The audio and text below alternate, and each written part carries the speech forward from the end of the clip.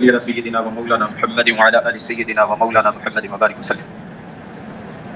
عن عبد الله بن بريدة عن أبيه قال قال رسول الله صلى الله عليه وسلم ما من أحد من أصحابي يموت بأرض إلا بعث قائدا ونورا لهم يوم القيامة. رواه الترمذي. حضرت عبداللہ بن بریدہ رضی اللہ تعالی عنہ وہ اپنے والد سے نقل کرتے ہیں کہ رسول اللہ صلی اللہ علیہ وسلم نے ارشاد فرمایا کہ میرا کوئی بھی صحابی وہ بھلے کسی بھی جگہ فوت ہوا ہو،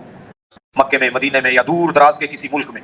جہاں بھی میرا کوئی صحابی فوت ہوا ہوگا، اس کو جب قیامت میں اٹھایا جائے گا اس سارے علاقے کا سربراہ بنا کے اٹھایا جائے گا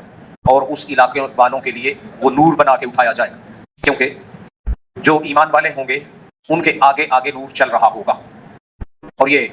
ایمان کا نور اور صحابہ بھی نور بنا کے اٹھائے جائیں گے۔ گویا کہ ایمان والے پہچان لیں گے کہ یہ فلاں جانب صحابی ہے، پھر انہی کے پیچھے چلیں گے اور وہ صحابی ان کو جنت میں لے جانے کا باعث بنیں گے۔ ہر کوئی جنت میں جو جو گروہ جائیں گے جماعتوں کی شکل میں، اور ان کا سربراہ بنایا جائے گا۔ تو جہاں جہاں اللہ کے نبی کے صحابہ دفن ہیں اس علاقے والوں کے لیے اللہ کے نبی صلی اللہ علیہ وسلم کے صحابہ ہی کو سربراہ بنا کے اٹھایا جائے گا۔ تو یہ اللہ کے نبی صلی اللہ علیہ وسلم گویا کہ گارنٹی دے رہے، ضمانت دے رہے کہ میرے صحابہ وہی سربراہ ہوں گے، یعنی کوئی جتنا بڑا بھی نیک، جتنا بھی نیک ہو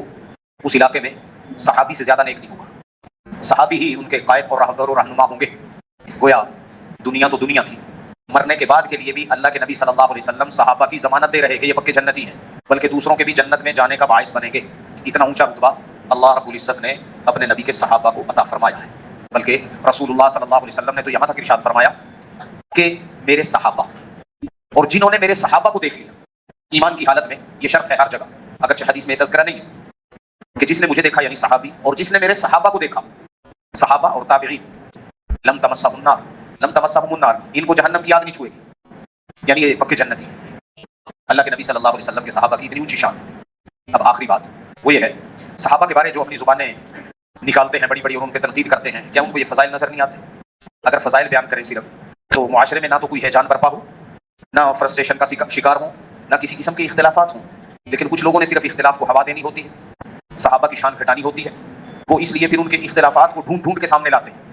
حالانکہ ان کے فضائل کتنے زیادہ ہیں۔ اللہ رب العزت صحابہ کے ان فضائل کو مد نظر رکھتے ہوئے اسی کے مطابق ان سے محبت اور ہمیں عقیدت نصیب فرمائے۔